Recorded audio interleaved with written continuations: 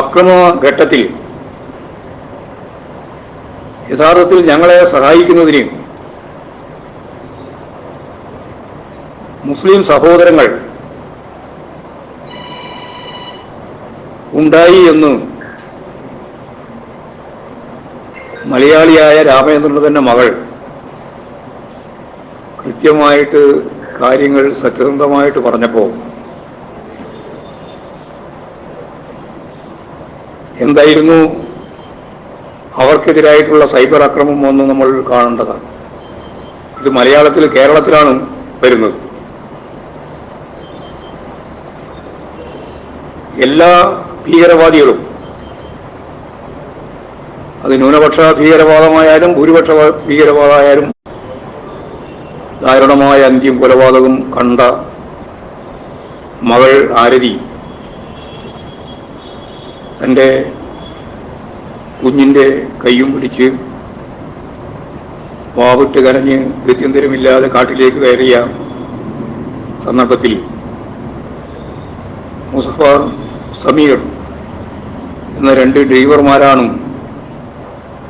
രക്ഷക്കെത്തിയതെന്നും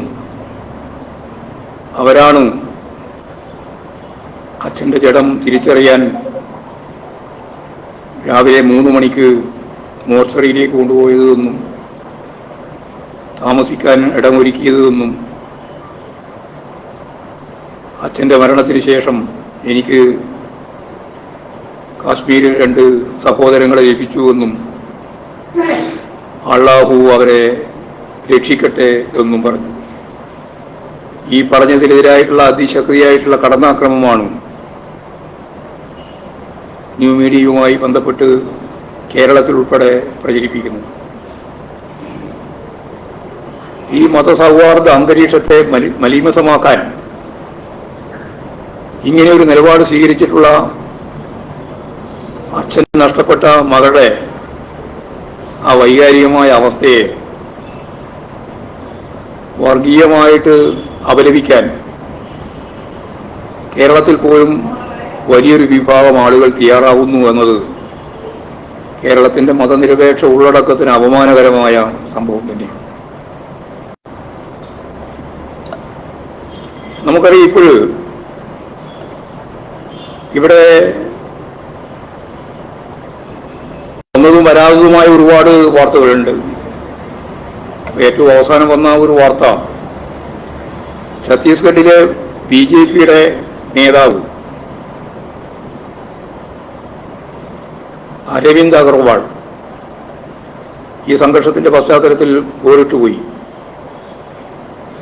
പിന്നീട് ഭാര്യയെയും മകളെയും ഒരു ബന്ധുവിനെയും രക്ഷിച്ചത് അവിടെ ഉണ്ടായിരുന്ന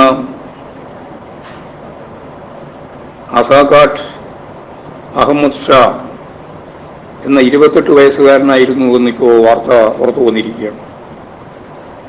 അവർ രക്ഷിച്ചു. അതിനുശേഷമാണ് സ്വന്തം വീട്ടിലെന്താണ് സംഭവിക്കുന്നത് എന്ന് പോലും മനസ്സിലാക്കാതെ അവരെ പിന്നീട് ആശുപത്രിയിൽ പോയിട്ട് കാണുന്നത് എന്നാണ് വാർത്ത പറയുന്നത്. ക്കെതിരായിട്ട് നിലപാട് സ്വീകരിച്ചതിന്റെ ഭാഗമായിട്ടാണ് ആ മുസ്ലിം ചെറുപ്പക്കാരൻ മൃതിയടഞ്ഞത്. അത് ഈ അസാഖാട്ട് അഹമ്മദ് ഷായുടെ ബന്ധുവാണ്, അടുത്ത ബന്ധുവാണ്. ഞാൻ പറഞ്ഞു വന്നത്,